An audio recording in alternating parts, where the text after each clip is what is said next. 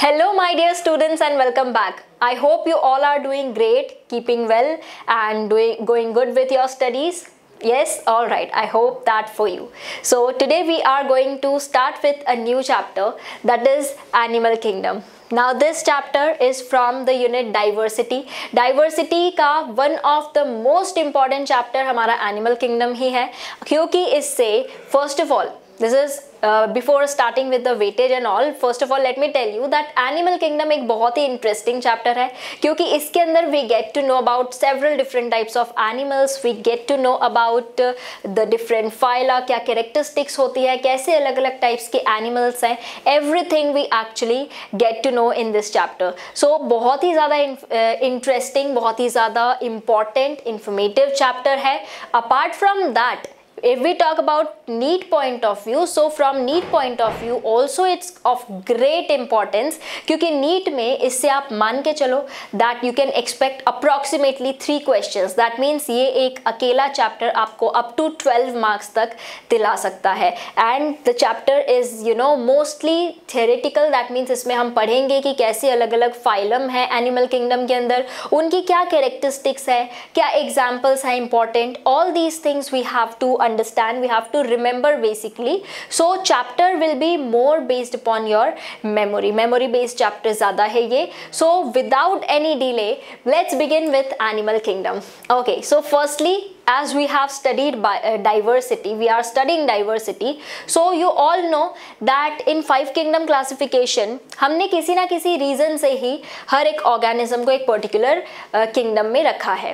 तो अगर हम बात करें animal kingdom की, so what do you think are the reasons on the basis of which we have classified organisms under this kingdom?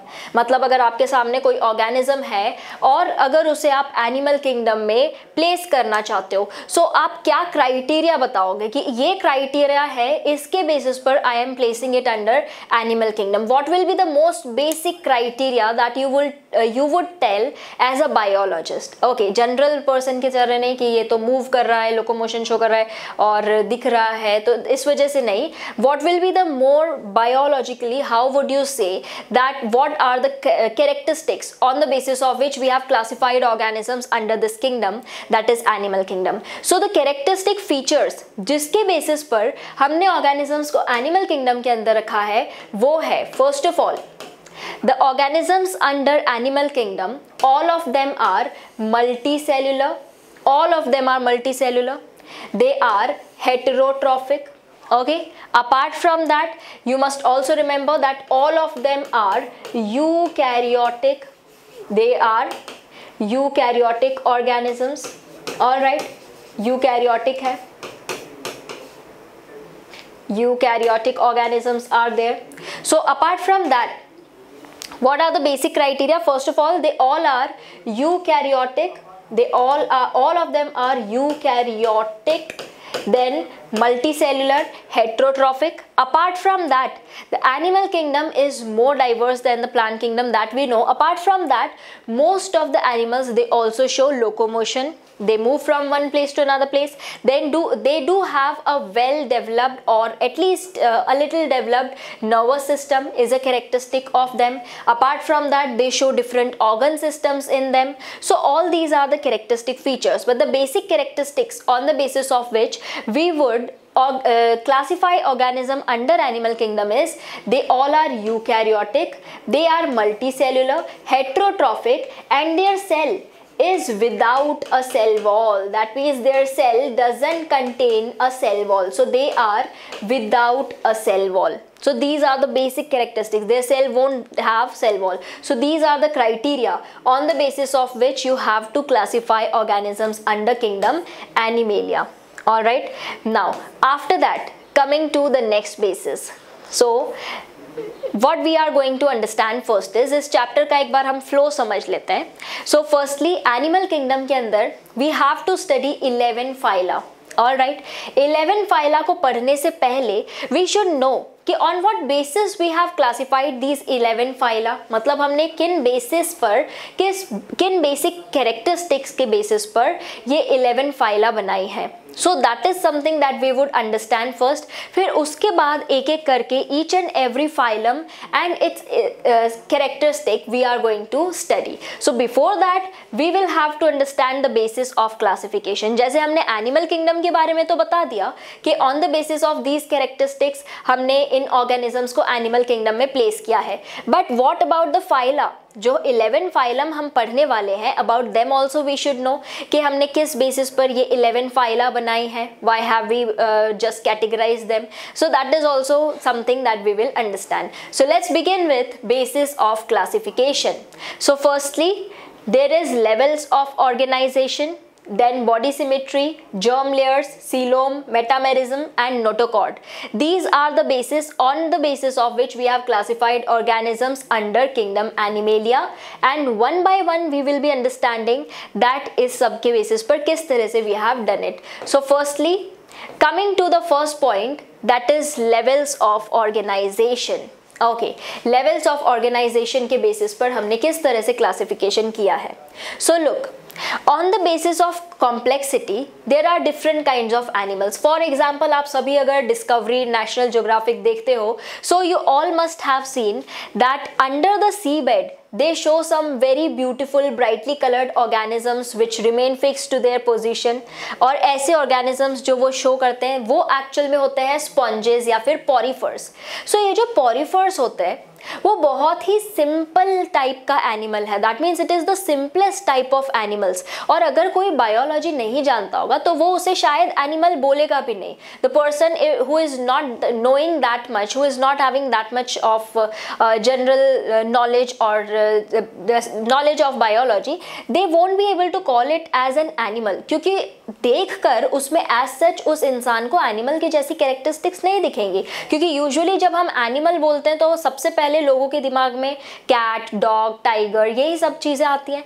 But that porifera is also an animal, right. So वो जो पॉरीफर है या फिर sponge है वो बहुत ही ज्यादा सिंपल टाइप का एनिमल है. Okay, and the level of organization in its body is only cellular level of organization. Now what is the meaning of this? The level of organization in its body is cellular level of organization. By this we mean that the cells are arranged as loose aggregates of cell. That means the organism is not having tissue, organ or organ system. Simply the cells are accumulated. That means the cells are aggregated together. And that's what cellular level of organization mean. Cellular level of organization का मतलब है कि जब cells simply ऐसे loose aggregates के form में just present हो. यहाँ पर टिश्यू फॉर्मेशन भी नहीं हुआ है. सिंपली जो सेल्स है उनने ऐसा एक बंच बना लिया है, मतलब एक थोड़ा सा ग्रुप बना लिया है. ऑल्दो थोड़ा बहुत डिवीजन ऑफ लेबर देखने मिल सकता है, but not elaborate thing is there, not elaborate tissue formation, nothing is there. Alright, now division of labour मैंने बोला तो आप सबको पता है डिवीजन ऑफ लेबर क्या होता है. Yes, when we actually divide the function in different parts, like अगर सेल है तो सेल के अंदर सेल ऑर्गेनेल्स अलग अलग अपना अपना फंक्शन करती हैं, सो फंक्शन काफ़ी एफिशिएंट हो जाता है, तो वो division of labour inside the cell हो गया. फिर हमारे अंदर अलग अलग टिश्यूज़ हैं, सारे टिश्यूज़ अपना अपना काम कर रहे हैं, अलग अलग ऑर्गन्स फॉर्म कर रहे हैं. So these different organs they also perform their own functions. Then different organ systems together they start performing their own function. तो इससे क्या होता है कि फंक्शनिंग ज़्यादा एफिशिएंट हो जाती है. लेकिन ये जो अपना स्पॉन्ज है, ये स्पॉन्ज तो बेचारा बहुत ही सिंपल सा एनिमल है, तो इसके पास टिश्यू फॉर्मेशन भी नहीं है, ऑर्गन सिस्टम कुछ भी नहीं है, सिंपली सेल्स लेके बैठा हुआ है ये बहुत सारे, उन्हीं से सारे काम करवा रहा है. So that is the most basic and simplest level of organization, that is cellular level of organization. Then after that comes tissue level of organization. Now suppose अगर ये सारे जो सेल्स है ये मिलकर कुछ ऐसे group, the similar type of group of cells which perform similar functions, that's what we call as tissue. So अगर टिश्यू फॉर्मेशन हो रहा है, so that is what we would call as tissue level of organisation. और ये थोड़ी आगे की phylum में, जैसे कि आपकी सिलेंट्रेटा और टीनोफोरा, इन दोनों फाइलम के अंदर ये लेवल ऑफ ऑर्गेनाइजेशन देखने को मिलता है, that is tissue level of organization. Tissue level में क्या हुआ है, cells are arranged into tissues and these tissues they start performing their specific functions. So tissue level of organization is there. Now इससे एक और डेवलप और इससे एक और कॉम्प्लेक्स लेवल ऑफ ऑर्गेनाइजेशन की बात करें, so there can be even organ level of organization. Okay, now ये ऑर्गन लेवल ऑफ ऑर्गेनाइजेशन क्या होता है? ऑर्गन लेवल ऑफ ऑर्गेनाइजेशन नाम से समझ में आ रहा है कि अब यही टिश्यूज मिलकर कुछ स्पेसिफिक ऑर्गन्स बना देंगे। Okay, they will form some specific organs और फिर ये ऑर्गन्स मिलकर ऑर्गन सिस्टम भी फॉर्म कर सकते हैं। So in this way you can understand कि कॉम्प्लेक्सिटी लेवल तीनों में अलग अलग है। दैट मीन्स ये सिंपलेस्ट लेवल है, then complexity level is increasing. Organ level हो सकता है जिसमें सिस्टम्स फॉर्म ना हुए हों और ऑर्गन सिस्टम लेवल भी हो सकता है। So each system performs its own specific physiological function and जितने भी हायर एनिमल्स होते हैं from Platyhelminthes they to the chordates they all will show this particular level of organisation. So firstly आप सोच रहे होंगे कि ये पोरिफर्स, सिलेंट्रेट्स, स्टीनोफोर्स, प्लेटीहेल्मिन्स ये सब क्या है? यही सारी फाइला हैं आपके एनिमल किंगडम की और आपको सबके नाम बिल्कुल याद हो जाएंगे क्योंकि इस चैप्टर में हम जैसे जैसे आगे बढ़ेंगे तो again and again the names are going to be repeated और उनकी specific characteristics we have to study। जैसे पोरिफर्स की specific characteristics examples पढ़ेंगे, then सारे फाइला की specific characters we have to study and till then ये फाइला के name सारी phyla is actually plural of phylum। okay, so सारी फाइलम के names इतनी बार repeat हो जाएंगे कि आपको बिल्कुल अपने आप automatically यहाँ पर छप जाएगा। okay, so remember one thing also कि इस चैप्टर में you have to remember examples. Example based questions आते हैं एग्जाम में। सो एग्जाम्पल्स याद रखने के लिए बहुत सारे निमोनिक्स भी I will be telling you. उन निमोनिक्स की हेल्प से आप याद रख सकते हो examples. We will be discussing many different tricks and tips to remember all the information in animal kingdom, क्योंकि एनिमल किंगडम है तो इंटरेस्टिंग, पढ़ते टाइम भी बच्चों को उसमें अच्छा लगता है, लेकिन बाद में उनको इस चैप्टर से थोड़ी प्रॉब्लम होने लगती है क्योंकि इसमें एग्जाम्पल्स आ जाते हैं, कैरेक्टरिस्टिक्स आ जाती हैं। So they start ignoring this chapter, but that I don't want। that is why हम लोग यहाँ पर निमोनिक्स के साथ और ट्रिक्स के साथ हर एक एग्जाम्पल याद रखेंगे हर एक फाइलम का। So don't worry about that. Okay, so this is the first basis of classification जिसके बेसिस पर there can be this thing, that is level of organization कैसे हो सकता है, that we have understood. Then apart from that organ system levels can also be there and अगर organ system level है तो वो भी डिफरेंट टाइप्स का हो, it can also be of different types based upon the organism. मतलब कैसा organism है उसके बेसिस पर ऑर्गन सिस्टम्स भी अलग अलग होते हैं। जैसे कि organ system of different animals they show complexities. For example अगर हम डाइजेस्टिव सिस्टम की बात करें तो डाइजेस्टिव सिस्टम बेसिकली दो टाइप्स का हो सकता है। What is that? There can be incomplete digestive system और there can be complete digestive system. अब इन दोनों में क्या डिफरेंस है? इनकम्प्लीट डाइजेस्टिव सिस्टम जो है ये वो डाइजेस्टिव सिस्टम है जिसके अंदर only one opening is there, मतलब सिर्फ एक ही ओपनिंग होती है और वही माउथ और एनस दोनों की तरह काम करती है। तो ये होता है इनकम्प्लीट डाइजेस्टिव सिस्टम। जैसे कि example is cnidarians and Platyhelminthes, these are the examples of phylum जिनके अंदर ऐसा इनकम्प्लीट डाइजेस्टिव सिस्टम देखने को मिलता है। Apart from that there can be complete digestive system. अब ये जो कंप्लीट डाइजेस्टिव सिस्टम होता है इसकी दो ओपनिंग्स होती है। It has got two openings and that is mouth and anus. तो अगर दोनों ओपनिंग्स प्रेजेंट है तो कंप्लीट डाइजेस्टिव सिस्टम हो गया, अगर एक ही ओपनिंग प्रेजेंट है तो वो हो गया incomplete digestive system. Then apart from that the circulatory system can also be of two different types. It can be either open or it can be closed circulation. Now difference क्या है open और closed circulatory system में? The difference is that the open type of circulatory system in that blood doesn't flow in blood vessels. That means इसमें क्या होता है, heart pump करता है ब्लड को और डायरेक्टली जो ब्लड है वो ऐसे स्कैटर हो जाता है बॉडी कैविटी में। वो क्लोज पाइप्स मतलब ऐसे क्लोज वेसल्स में नहीं ट्रैवल कर रहा है, but in close circulatory system what happens, the blood it actually travels in close vessels. जैसे हमारे अंदर हमारा हार्ट जब ब्लड को पंप करता है तो वो क्लोज वेसल्स मतलब अपनी आर्टरीज और वेन्स में ट्रैवल करते हुए स्पेसिफिक पार्ट्स तक पहुंचता है, right. So that is what we call as close circulatory system. And close circulatory system को हम ज़्यादा एफिशिएंट मानते हैं, क्यों?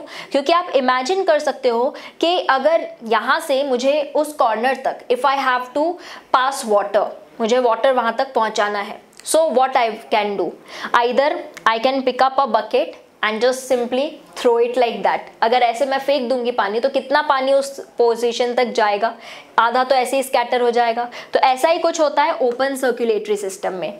बट अगर मैं यहाँ पर एक टैप लगा दूँ और उसमें पाइप कनेक्ट करके सीधे उस पोजीशन तक पहुँचाऊँ, सो एफिशिएंटली वहाँ तक पानी चला जाएगा without wastage. So that is actually close circulatory system, और हायर एनिमल्स में ये क्लोज सर्कुलेटरी सिस्टम ही देखने को मिलता है। So this is how organ systems can also be different. For example there can be digestive system में difference हो सकता है, सर्कुलेटरी सिस्टम में भी इस तरह के डिफरेंसेस हो सकते हैं। Then after that coming to the next basis of classification, that is body symmetry. Now I hope all of you know what is symmetry, right? When any particular structure, any particular thing can be divided into two equal halves, we call it to be symmetrical, उसको हम symmetry कहते हैं। So body symmetry के basis पर हम किस तरह से animals को classify करते हैं? So body symmetry के basis पर we can classify on the basis of firstly, अगर एनिमल के अंदर बिल्कुल सिमेट्री दिखाई नहीं दे रही है, if it is asymmetrical, so we will call that animal as asymmetrical. That means अगर सिमेट्री बिल्कुल एब्सेंट है, so that animal will be considered as asymmetrical, उसे हम asymmetrical animal कहेंगे। and body can not be divided into two similar parts. जैसे कि आपने देखा होगा कुछ स्नेल्स होते हैं, कुछ स्पॉन्जेस होते हैं, जिनके अंदर आप किसी भी प्लेन से ले लो बॉडी दो पार्ट्स में डिवाइड नहीं होगी, उसे हम कहते हैं asymmetry. And such animals are what we call as asymmetrical, where the body can divide. So asymmetrical animals हो सकते हैं। उसके अलावा symmetrical animals can also be there. That means अगर बॉडी डिवाइड हो सकती है दो इक्वल पार्ट्स में, दैट मीन्स अगर बॉडी दो सिमिलर लेफ्ट एंड राइट में डिवाइड हो सकती है तो उसे हम सिमेट्रिकल एनिमल कहेंगे। We would call it as symmetrical animal.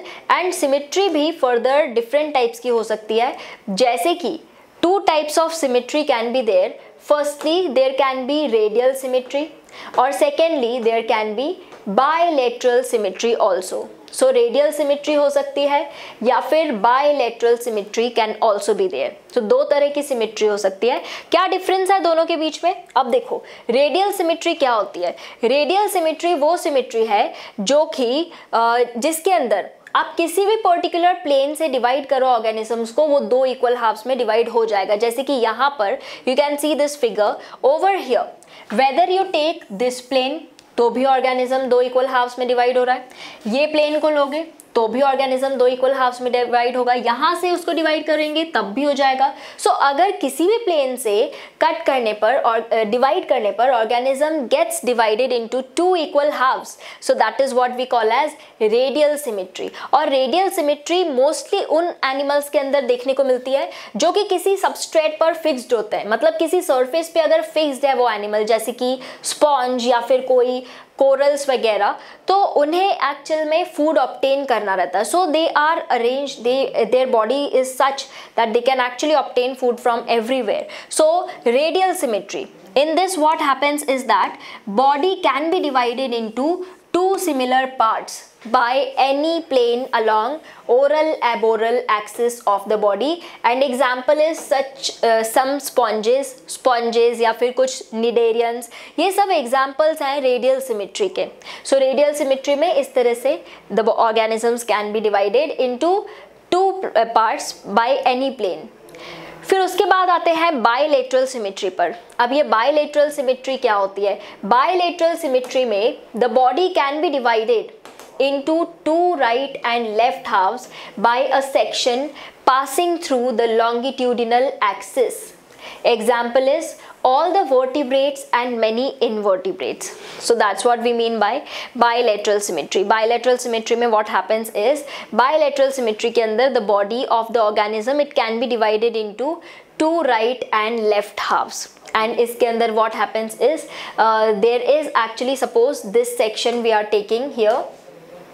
तो अगर इस सेक्शन के through if the body is dividing into two equal left and right, so उसे हम bilateral symmetry कहेंगे. और सारे ही vertebrates और बहुत सारे invertebrates में ऐसी bilateral symmetry ही देखने को मिलती है. और even हमारे अंदर भी through this plane if we see, so we will be divided into equal left and right. So इसे bilateral symmetry कहते हैं. और bilateral symmetry actual में जितने भी higher animals हैं, right from Platyhelminthes up to chordates, सबके अंदर बायलैटरल सिमेट्री देखने को मिलती है, एक्सेप्ट इकाइनोडर्म्स, वो हम बाद में डिस्कस करेंगे. अभी के लिए इतना याद रखो कि जितने भी आपके एडवांस्ड हायर एनिमल्स हैं जैसे कि प्लैटीहेल्मिन्स ऑनवर्ड्स, सबके अंदर बायलैटरल सिमेट्री होती है. Okay, then such animals which are having bilateral symmetry, they have an upper और vertebral dorsal side. That means कि एक अपर साइड होगी जिसे हम डॉर्सल साइड कहते हैं. जैसे कि ये फिश है, फिश का जो ये वाला पार्ट दिख रहा है आपको,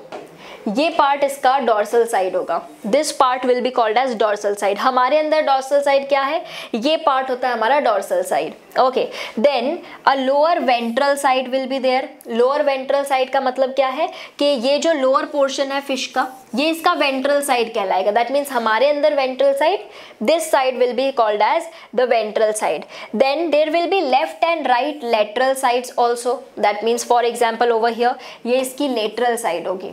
ओके, हमारे अंदर भी ये हमारा लेटरल साइड होगा. So lateral side can be there. Then there will be an anterior part. Anterior part कौन सा होता है, anterior part is this frontal portion, जिसमें हमारा सिफेलिक साइड मतलब ब्रेन वाला साइड होगा. तो अगर फिश की बात करें, सो फिश का ये वाला जो पोर्शन है, आगे वाला पोर्शन, दिस पर्टिकुलर पोर्शन, इसे हम कहेंगे anterior portion.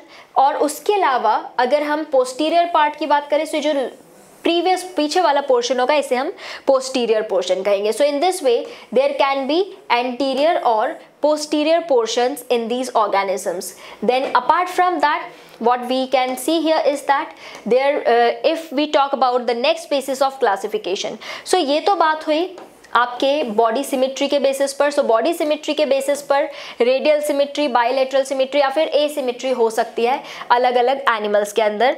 Then apart from that, if we talk about the next basis of classification, so next basis of classification हमारे सामने है germ layers. So germ layers के basis पर how can we classify animals, that is also a very important thing to understand. अब germ layers के basis पर समझने से पहले एक important चीज़ समझना ये ज़रूरी है कि germ layers होती क्या है. What are germ layers? So you all know कि when फर्टिलाइजेशन टेक्स प्लेस, मतलब जब मेल और female organisms male and female gametes का फ्यूजन होता है, then it leads to formation of a zygote. फिर जाइगोट के अंदर डिवीजन होता है, रीडिवीजन होता है, और फिर there is formation of an embryo. Right, क्या फॉर्म होता है, जाइगोट के डिवीजन से एम्ब्रियो फॉर्मेशन होता है, और यही एम्ब्रियो डेवलप होता है इनटू एन ऑर्गेनिज्म. तो ये जो एम्ब्रियो जब डेवलप हो रहा होता है, at that time it has got certain layers of cell. उसके अंदर कुछ लेयर्स होती हैं सेल्स की, और यही सेल्स की लेयर्स आगे चल के सारे ऑर्गन्स और टिश्यूज फॉर्म करती है बॉडी के. So that is what we call as germ layers. ये जो सेल्स की लेयर्स होती है ना, जो आगे चल के सारे ऑर्गन्स और टिश्यूज को फॉर्म करती हैं, उसी को हम जर्म लेयर्स कहते हैं. And those germ layers are actually present during the embryonic stage only. मतलब जब एम्ब्रियो डेवलप हो रहा होता है उस टाइम पर ये जर्म लेयर्स फॉर्म होती हैं, और फिर लेटर ऑन यही सारी जर्म लेयर्स आगे चल के they lead to formation of different tissues and organs. So the layers of gastrula from which body organs are formed is what we call as germ layers. ये होती है germ layers की definition. Gastrula actual में it is a stage during embryonic development only. Okay, so embryo when it is being developed, so ये germ layers form होती है, and there are actually 3 germ layers. 3 germ layers होती है basically. What are they? Firstly, there is an outermost layer. Outermost layer को हम कहते हैं ectoderm. What is the name of outermost layer? Outermost layer is called as ectoderm. Then there can be a middle layer, middle layer को हम कहते हैं mesoderm, okay, middle layer is called as mesoderm. Then there can be an innermost layer which we actually call as endoderm. Alright, so ectoderm, mesoderm and endoderm ये 3 germ layers होती है through which the organs and tissues they can be formed. So firstly if we talk about the organisms, मतलब हम organisms को कैसे इन germ layers के basis पर classify करेंगे, तो कुछ organisms ऐसे होते हैं जिनमें तीनों layers present होती हैं, that means which have got during embryonic development they have got all the 3 layers. अगर तीनों लेयर्स प्रेजेंट होती हैं, 3 जर्म लेयर्स प्रेजेंट होती हैं, तो ऐसे ऑर्गेनिज्म को हम कहते हैं ट्रिप्लोब्लास्टिक. ऐसे एनिमल को हम कहते हैं ट्रिप्लोब्लास्टिक एनिमल. क्या मतलब है ट्रिप्लोब्लास्टिक का? 3 जर्म लेयर्स प्रेजेंट होंगी. 3 जर्म लेयर्स आपकी एक्टोडर्म, मेसोडर्म, एंडोडर्म, तीनों अगर प्रेजेंट है तो वो हुआ triploblastic. And the 3 germ layers that is outer ectoderm, middle and mesoderm and inner endoderm, when they are present, so we call it as triploblastic animals. Okay, triploblastic animals हो सकते हैं जैसे कि यहाँ पर इस डायग्राम में आपको दिखेगा. Over here you can see that firstly outermost layer है ectoderm, then there is a middle layer which we call as mesoderm, और फिर एक इनर मोस्ट लेयर है जिसे हम कहते हैं एंडोडर्म. अगर इस तरह से तीनों लेयर्स प्रेजेंट हैं तो ट्रिप्लोब्लास्टिक एनिमल होगा. और अगर सिर्फ 2 ही लेयर्स प्रेजेंट है, लाइक ओवर हियर सिर्फ आपकी एंडोडर्म और एक्टोडर्म प्रेजेंट है, तो ऐसे एनिमल्स को हम कहते हैं डिप्लोब्लास्टिक एनिमल्स. डिप्लोब्लास्टिक एनिमल्स मतलब 2 germ layers, that means outer ectoderm and inner endoderm is present, and example is sponges and coelentrates, आपके टीनोफोर्स, ये तीनों फाइलम डिप्लोब्लास्टिक होती हैं. इसके बाद प्लैटीहेल्मिन से कॉर्डेट्स तक सबके सब ट्रिप्लोब्लास्टिक होते हैं. ओके, एक और बात यहाँ पर याद रखने वाली ये है कि ये एनसीईआरटी डायग्राम्स हैं आपको पता होना चाहिए क्या लेबलिंग है इसमें. अगर डिप्लोब्लास्टिक है ऑर्गेनिज्म तो उसमें एक्टोडर्म है और एंडोडर्म है, और बीच में जो लेयर है यहाँ पर ये लेयर होती है mesoglea. What is this layer? This is an undifferentiated layer. मतलब ये मीजोडर्म नहीं है, ये सिंपली एक अनडिफरेंशिएटेड लेयर है जिसे हम मीजोग्लिया कहते हैं. So in this way on the basis of germ layers also we can classify animals like diploblastic और ट्रिप्लोब्लास्टिक. डिप्लोब्लास्टिक एनिमल वो होगा जिसके अंदर 2 ही लेयर्स होंगी germ layers, outer ectoderm, inner endoderm. While triploblastic वो एनिमल होगा जिसके अंदर 3 जर्म लेयर्स होंगी, that is endoderm, mesoderm and ectoderm. While diploblastic animals में एक अनडिफरेंशिएटेड लेयर रहेगी जिसे हम मीजोग्लिया कहेंगे. और एग्जाम्पल्स हैं डिप्लोब्लास्टिक एनिमल्स के sponges, coelenterates and ctenophores. While triploblastic animals के एग्जाम्पल्स हैं प्लैटीहेल्मिन से लेके कॉर्डेट्स तक, सारे ट्रिप्लोब्लास्टिक होते हैं. Alright, then coming to coelom या फिर बॉडी कैविटी. अब हम यहाँ पर बात करते हैं कि ये सीलोम या फिर बॉडी कैविटी क्या होती है और इसके बेसिस पर हम कैसे ऑर्गेनिजम्स को क्लासिफाई कर सकते हैं. So firstly we need to understand that what is the meaning of body cavity या फिर सीलोम, या आखिर होती क्या है. ओके, सो सीलोम और body cavity is actually the space between body wall and gut wall. कौन सी स्पेस है? बॉडी वॉल और गट वॉल के बीच की स्पेस है. अब क्या मतलब हुआ इस बात का, चलिए डिटेल में समझते हैं यहाँ पे. So look, you all know that you do have an alimentary canal, और ये जो एलिमेंट्री कैनाल है स्पेशली इंटेस्टाइन वाला पार्ट, इसी को हम यूजुअली गट कहते हैं, we call it as gut. तो ये जो एलिमेंट्री कैनाल की वॉल होती है, of course we do have a wall. अगर आप आपकी एलिमेंट्री कैनाल को देखोगे एक वॉल है उसमें, राइट. और हमारी ये जो बॉडी की वॉल है, इन दोनों के बीच में एक कैविटी है, उस कैविटी को हम कहते हैं सीलोम या फिर बॉडी कैविटी.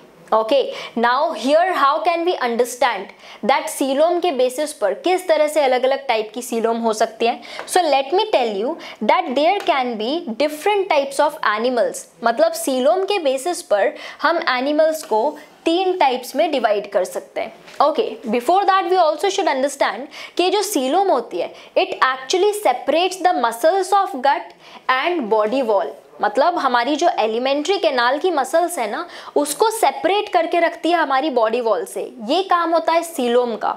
अब किस तरह की सीलोम है या फिर सीलोम है भी कि नहीं, उसके बेसिस पर we can classify animals like in 3 types. Firstly acoelomates हो सकते हैं, ऐसे एनिमल्स जिनमें सीलोम बिल्कुल एब्सेंट होगी वो एसीलोमेट्स कहलाएंगे।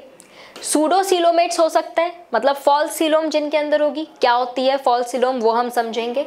फिर यूसीलोमेट्स हो सकते हैं, दैट मीन्स ट्रू सीलोम क्या होती है, कौन से ऑर्गेनिजम्स में होती है, वो भी हम यहाँ पर समझेंगे। उसके पहले देखो यहाँ पर डायग्राम्स बने हुए हैं, अगेन एनसीईआरटी डायग्राम्स हैं, very important to understand. So first of all देखो, अगर ऑर्गेनिज्म के पास बॉडी कैविटी नहीं है तो उसे हम क्या कहेंगे, एसीलोमेट। और ये जो यहाँ पर आपको नीचे डायग्राम दिख रहा है, this is actually the diagram of an acoelomate. ये किसका डायग्राम है, ये एक एसीलोमेट का डायग्राम है। एसीलोमेट क्यों बोल रहे हैं, क्योंकि इसमें कोई सीलोम नहीं है। अब आप बोलोगे ये जो बीच में कैविटी है ये क्या है, फिर बीच में ये कैविटी दिख रही है, ये कैविटी एक्चुअल में गट कैविटी है। आप सबको पता है कि जो गट होता है मतलब एलिमेंट्री कैनाल, वो अंदर से हॉलो होता है, राइट, इट इज हॉलो। तो ये जो कैविटी दिख रही है ना बीच में, इसे सीलोम मत समझ लेना, this is not coelom. What is this particular cavity is actually the cavity of the gut but not the body cavity. Okay, so ये तो हो गया एसीलोमेट, क्योंकि हमें इसमें बॉडी कैविटी तो दिख ही नहीं रही है फिर, so this is एसीलोमेट।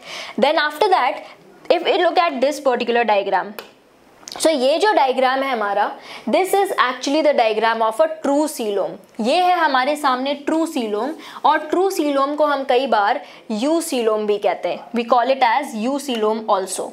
So what is actually true coelom या फिर यू सीलोम हम किसे कहेंगे? यू सीलोम या फिर ट्रू सीलोम वो सीलोम होती है जिसमें पूरी की पूरी body cavity, the entire body cavity is actually lined by mesoderm. अगर पूरी बॉडी कैविटी इस तरह से मेसोडर्म से लाइंड होगी ऐसे, तो उसे हम क्या कहेंगे? We will call it as coelom और यू सीलोम और ट्रू सीलोम। तो यहाँ पर जो आपको कैविटी दिख रही है ना, ये कैविटी बॉडी कैविटी है। Okay, what is this? This is actually the body cavity. This particular cavity, this is body cavity. ये जो ग्रीन से हाईलाइटेड है ये आपकी बॉडी कैविटी है। Okay, and this body cavity is entirely lined by mesoderm. ये पूरी cavity किससे लाइंड है? मेसोडर्म से लाइंड है। It is lined by mesoderm like this. अगर ये पूरी तरह से मेसोडर्म से लाइंड है तो हम इसे यू सीलोम या फिर ट्रू सीलोम कह सकते हैं। और अगर एक दूसरा केस होता है जिसके अंदर ऐसे लाइनिंग की जगह पे there is actually presence of patches of mesoderm. अगर ऐसे पूरी लाइनिंग के जगह if only certain patches of mesoderm are there, like here, ये पैचेस है मेसोडर्म के, अगर इस तरह से पैचेस दिखाई देंगे मेसोडर्म के, सो इसे हम कहते हैं सूडोसीलोम। मतलब ये ट्रू सीलोम नहीं है, this is false coelom actually.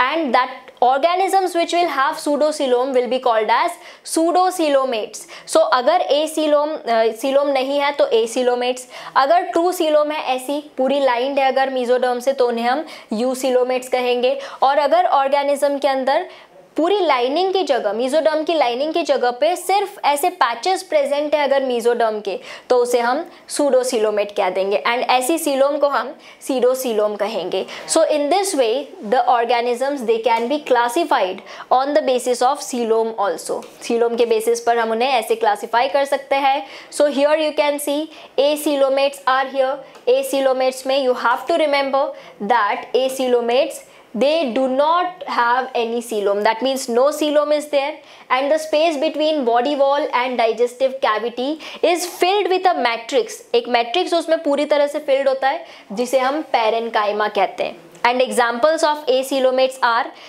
आपके porifers, ctenophores, then your coelentrates or cnidarians and also flatworms और platyhelminths। मतलब porifers से लेके platyhelminths तक ये सारे फाइलम में आपके एसीलोमेट्स होते हैं, ये सभी एसीलोमेट्स होते हैं।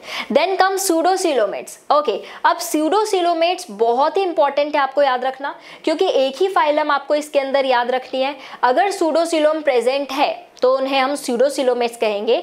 और सूडोसीलोमेट्स के अंदर only one phylum is included, that is of round worms या फिर एस्केल्मेंट्स। सिर्फ हम एस्केल्मेंट्स को ही इंक्लूड करते हैं इसमें, and that's what we call as pseudocoelomates. So this is a very important thing to remember. Okay, then acoelomates में क्या होगा? The coelom in animals except the roundworms, it arises from the mesoderm, and the coelom is lined by peritoneal layer and it is filled with coelomic fluid. And example is right from your annelids up to chordates, सब pseudocoelom होते हैं. So that is what you have to remember about coelom. Now what are the functions of coelom? ये जो coelom होती है वो क्या कोई function भी perform करती है? So yes, of course, coelom it performs the function that it accommodates visceral organs. Then coelomic fluid it provides moist environment to visceral organs. Then it acts as a shock absorber as well as friction is minimized because of this coelom. So ये coelom के functions हैं हमारे सामने.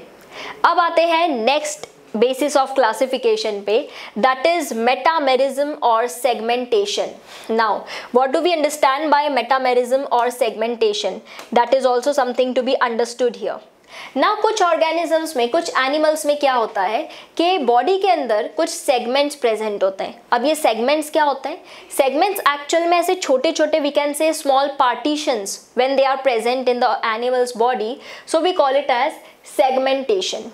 Segmentation के basis पर भी हम animals को क्लासिफाई करते हैं. अगर एनिमल्स में the body is formed of similar parts और सेगमेंट्स या फिर मेटामियर्स भी कहते हैं हम इन सेगमेंट्स को, so this segmentation is called as metamerism. Metamerism क्या होता है? मेटामेरिज्म जैसे आप सभी ने अर्थवर्म देखी है. अर्थवर्म को जब हम ऑब्जर्व करते हैं तो क्या आपने कभी देखा उसके ऊपर ऐसी छोटी छोटी रिंग्स दिखाई देती है? What are these rings actually? These rings are actually the metameres. That means ये इसके सेगमेंट्स हैं, छोटे छोटे सेगमेंट्स हैं जो कि रिपीट होते हैं और इनके अंदर स्पेसिफिक ऑर्गन्स प्रेजेंट होते हैं. इन्हें हम कहते हैं मेटामियर्स या फिर इसे हम कहते हैं सेगमेंटेशन. और ये जो अर्थवर्म में टिपिकली एनिलिड्स में जो सेगमेंटेशन होता है उसे हम कहते हैं मेटामेरिक सेगमेंटेशन या फिर metamerism. Okay, so that is what we mean by metamerism.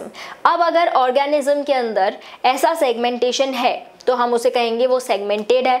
अगर सेगमेंटेशन नहीं है तो वो नॉन सेगमेंटेड होगा. और ऐसे दो फाइलम है जो आपको याद रखने हैं, तीन फाइलम है जो आपको याद रखने हैं सेगमेंटेशन शो करते हैं. Firstly annelids, they show segmentation. Then arthropods, they also show segmentation. And then chordates.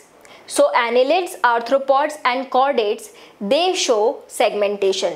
While अगर हम vertebrates की बात करें, so vertebrates में सिर्फ internal segmentation दिखता है. मतलब ऐसे बाहर से आपको नहीं दिखेगा कि segments present है, लेकिन ये earthworm में तो आपको बाहर से भी ऐसा segmentation दिखेगा और उसकी body के अंदर भी segmentation present होता है. So this is the next basis on the basis of which we can classify animals, that is metamerism या फिर segmentation. आपकी एनिलिड्स, आर्थ्रोपॉड्स और कॉर्डेट्स सब मेटामेरिज्म शो करते हैं. Then after that next characteristic in front of us is notochord. अब notochord के basis पर भी हम ऑर्गेनिजम्स को क्लासीफाई कर सकते हैं, एनिमल्स को क्लासीफाई कर सकते हैं as chordates and non chordates. अगर किसी भी एनिमल की बॉडी में नोटोकॉर्ड प्रेजेंट होती है तो उसे हम कहते हैं chordate. We call the animal as chordate if notochord is present in the animal's body किसी भी स्टेज में. बट अगर notochord absent होती है so those animals are called as non-chordates. What do we call them? We call them as non-chordates.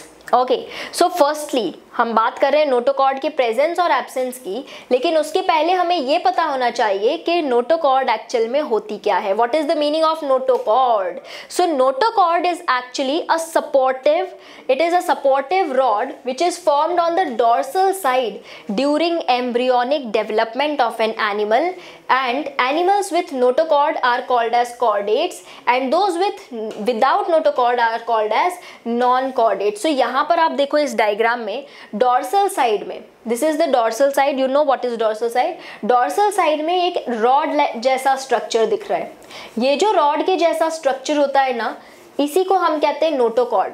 Okay, ये support का function करता है मेनली एम्ब्रियोनिक डेवलपमेंट के टाइम पर, इसे हम कहते हैं notochord. Okay, so this notochord, अलग अलग ऑर्गेनिजम्स होते हैं। जब हम कॉर्डेट्स पढ़ेंगे, कॉर्डेटा फाइलम पढ़ेंगे, तब हम डिटेल में समझेंगे कि नोटोकॉर्ड के बेसिस पर कॉर्डेट्स को कैसे फर्दर क्लासिफाई किया जा सकता है। मतलब कुछ कॉर्डेट्स ऐसे होते हैं जिनमें सिर्फ एम्ब्रियोनिक डेवलपमेंट के टाइम पर सिर्फ एक पर्टिकुलर बॉडी पार्ट में ही ये नोटोकॉर्ड प्रेजेंट होती है। देन कुछ ऐसे होते हैं जिनमें through out the life notochord present होती है। वेल कुछ एनिमल्स ऐसे होते हैं जिनमें ये नोटोकॉर्ड रिप्लेस हो जाती है। मतलब एम्ब्रियोनिक डेवलपमेंट के टाइम पर नोटोकॉर्ड होती है, लेकिन धीरे धीरे ये रिप्लेस हो जाती है बाय अ वर्टिब्रल कॉलम।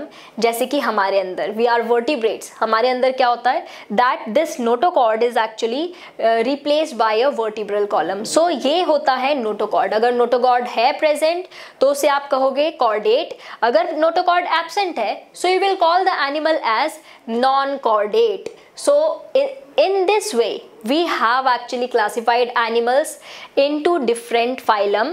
और क्या क्या basis पढ़े हमने classification के? So the basis of classification that we have seen are, first of all, there is level of classification, level of organization, either cellular, tissue या फिर organ system level। फिर उसके बाद हमने देखा what is the body symmetry, मतलब asymmetrical है, radial symmetry है, बायलेटरल सिमेट्री है, वो हमने देखा। Then after that third basis of classification that we saw was on the basis of coelom. Coelom, whether it is a true coelom, whether it is a pseudocoelom or the pseudom is absent, coelom is absent, this was it. Then germ layers, if 2 germ layers are there then diploblastic, if 3 germ layers are there then triploblastic animal। फिर segmentation या फिर metamerism के basis पर we can classify animals. फिर उसके बाद last basis was this notochord. If the organism is not having notochord तो वो कहलाएगा नॉन कॉर्डेट। और ये सारी फाइला जो आपके सामने लिखी है ये सब एग्जाम्पल्स हैं नॉन कॉर्डेट्स के। So let's have a look at the names once before starting with the phylum. So एक बार हम सारे फाइला के नाम यहाँ पर देखेंगे। Firstly Porifera, Porifera is commonly called as sponges. Then after that Cnidaria, commonly called as jellyfish. Ctenophora, comb jellies. Platyhelminths, flatworms. Aschelminths, roundworms. Annelida, ringworms. Arthropoda, jointed legs. Mollusca, commonly called as soft-bodied animals. Echinodermata, spiny skinned. और फिर एक और phylum है जो हम यहाँ पर add करते हैं नॉन कॉर्डेटा में, that is Hemichordata. What is it? It's Hemichordata. It is, just a second, it is Hemichordata. Okay, so ये हुई आपकी नॉन कॉर्डेट्स की फाइलम।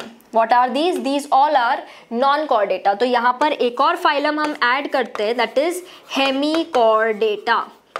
Hemichordata। तो देखिए नॉन कॉर्डेट्स में क्या क्या फाइलम हमें पढ़नी है। Firstly Porifera, then Cnidaria, Ctenophora, Platyhelminthes, Aschelminthes, Annelida, Arthropoda, Mollusca, Echinodermata and then Hemichordata. ये नॉन कॉर्डेट्स की फाइलम है। Okay, and you have to remember the names. अभी चिंता नहीं करनी है कि इतने सारे नाम कैसे याद होंगे, अपने आप नाम याद हो जाएंगे जैसे जैसे हम आगे बढ़ते जाएंगे। Okay, so Porifera, Cnidaria, Ctenophora, Platyhelminths, Aschelminths, Annelida, Arthropoda, Mollusca, Echinodermata and Hemichordata they are the non-chordate phyla.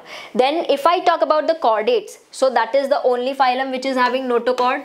So next phylum that we will study is Chordata. So ये total names है आपके फाइला के जो हमें पढ़ने हैं। You can count them, कितनी हो गई, 1 2 3 4 5 6 7 8 9 10 and 11। ये हो गई आपकी 11 फाइला, जिसमें से 10 फाइला नॉन कॉर्डेट्स में आएंगी और ये एक फाइलम अलग है which is of chordates, that is Chordata। So this is how 11 phyla are going to be there and we will be studying about each and every phylum। हर एक phylum का important characteristic, specific characteristic, उसका example, everything we are going to study in detail here।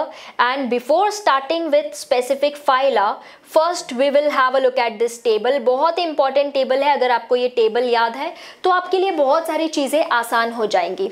Okay, तो अभी जो हमने basis of classification पढ़ा उसी के बेसिस पर हम किस तरह से एनिमल्स को यहाँ पर एक फ्लो चार्ट उनके लिए हम बना सकते हैं।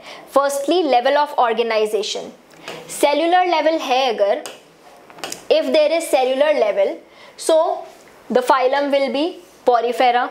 Then germ layers diploblastic, symmetry asymmetrical या फिर radial, and coelom they are acoelomates. So ये सब आएंगे under phylum Porifera. Then if the level of organization is tissue level and diploblastic, radial symmetry, acoelomate है organism, so they will be Cnidaria and Ctenophora. फिर अगर उसके अलावा organ system level है, organ system level triploblastic, bilateral symmetry, लेकिन acoelomate है अगर animal तो वो आएगा अंडर फाइलम प्लैटीहेल्मिन्स. देन अगर ऑर्गेनिज्म या फिर animal organ system level show कर रहा है, ट्रिप्लोब्लास्टिक है, बायलेटरल सिमेट्री है, लेकिन सूडोसिलोमेट है, तो वो आएगा अंडर एस्केल्मिन्स. ये सबसे इंपॉर्टेंट फाइलम है यहाँ पर याद रखने वाली, क्योंकि सूडोसिलोमेट्स बार बार पूछा जाता है और आपको याद रखना है सूडोसिलोमेट कौन है, एस्केल्मिन्स है. और बहुत आसान है याद रखना इसको, क्योंकि एस्केल्मिन्स के पहले जितनी भी फाइलम है आपकी पोरीफेरा, निडेरिया, टीनोफोरा, प्लैटीहेल्मिन्स, ये सब एसिलोमेट्स हैं. फिर आपकी जो एस्केल्मिन्स है वो अकेली सूडोसिलोमेट है. और एस्केल्मिन्स के बाद जितनी भी फाइला आप देखोगे, that is Annelida, Arthropoda, Mollusca, Echinodermata, Hemichordata and Chordata, ये सारे के सारे यूसिलोमेट्स हैं. Okay, so if the organ system level is there, triploblastic, bilateral symmetry and eucoelomates या फिर सिलोमेट्स है अगर एनिमल्स, तो उन्हें हम Annelida, Arthropoda, Mollusca, Echinodermata and Hemichordata में क्लासिफाई करेंगे. एंड उसमें भी आप सोच रहे होगे कि ये तो कॉमन कैरेक्टरिस्टिक्स है, फिर इनमें अलग क्या है, तो वो हम बाद में पढ़ेंगे नेक्स्ट क्लास में कि इनमें क्या स्पेसिफिक कैरेक्टरिस्टिक्स है, क्यों इन सबको हमने अलग अलग फाइलम में प्लेस किया हुआ है, क्लासिफाई किया हुआ है. Then we will also place chordata over here, क्योंकि कॉर्डेटा में भी यही सारी कैरेक्टरिस्टिक्स देखने को मिलती हैं. अब एक और इंपॉर्टेंट बात यहाँ पर याद रखने वाली ये है कि अभी हमने बोला कि आपके प्लैटीहेल्मिन्स से लेकर कॉर्डेटा तक सारे के सारे बायलेटरल सिमेट्री शो करते हैं, right, they all show bilateral symmetry. But you have to remember for echinodermata, वैसे तो जब हम ये फाइलम पढ़ेंगे तब भी हम डिस्कस करेंगे, लेकिन यहाँ पर भी आपको याद रखना है कि जो इकाइनोडर्मेटा होते हैं ना, इनके adult forms they show radial symmetry. Please remember this कि इकाइनोडर्म्स में जो एडल्ट्स होते हैं वो रेडियल सिमेट्री शो करते हैं, लेकिन उनके जो लार्वा होते हैं ना वो बायलेटरल सिमेट्री शो करते हैं. So please remember this detail, okay, that the larva of echinoderms they show this bilateral symmetry, but the adults they show radial symmetry. ये एक आपको एक्सेप्शन यहाँ पर याद रखना है, अदरवाइज तो पूरा आपका प्लैटीहेल्मिन्स से लेकर कॉर्डेटा तक सब के सब आपकी बायलेटरल सिमेट्री शो करते हैं. So this table it is very very important. अगर आपने ये टेबल यहाँ पर इस तरह से आपको याद हो गया है, आपने एक बार बेसिस ऑफ क्लासिफिकेशन पढ़ा, ये टेबल खुद से बना लो अपने नोट्स में. सो एनिमल किंगडम बहुत सारा पोर्शन आपको इसी से कंप्लीट हो जाएगा, इसी से कवर हो जाएगा, क्योंकि इसके बेसिस पर भी बहुत से क्वेश्चंस बनते हैं. बहुत बड़ा एक पोर्शन इससे कंप्लीट हो सकता है. So please make notes out of this. अभी क्लास के बाद में आपको क्या करना है, जो भी बेसिस ऑफ क्लासिफिकेशन हमने पढ़े उसको रिवाइज करो और फिर ये खुद के लिए नोट्स वहां पर फॉर्म कर लो, so that if it is asked तो आप उसमें से आंसर्स कर सकते हो. So this was about the introductory part of animal kingdom and the basis of classification. अब नेक्स्ट क्लास में हम एक एक फाइलम डिस्कस करेंगे. दैट मीन्स अगर पॉरीफेरा है तो उसके कैरेक्टरिस्टिक्स क्या है, specific characteristics, habit, habitat, reproduction, everything about it we will discuss.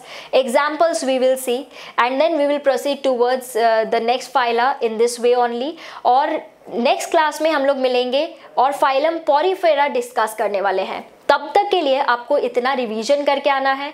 What ever doubts you are having वो आप लोग पूछ सकते हो. And till then you have to stay safe, take care of yourself and we will meet in the next class.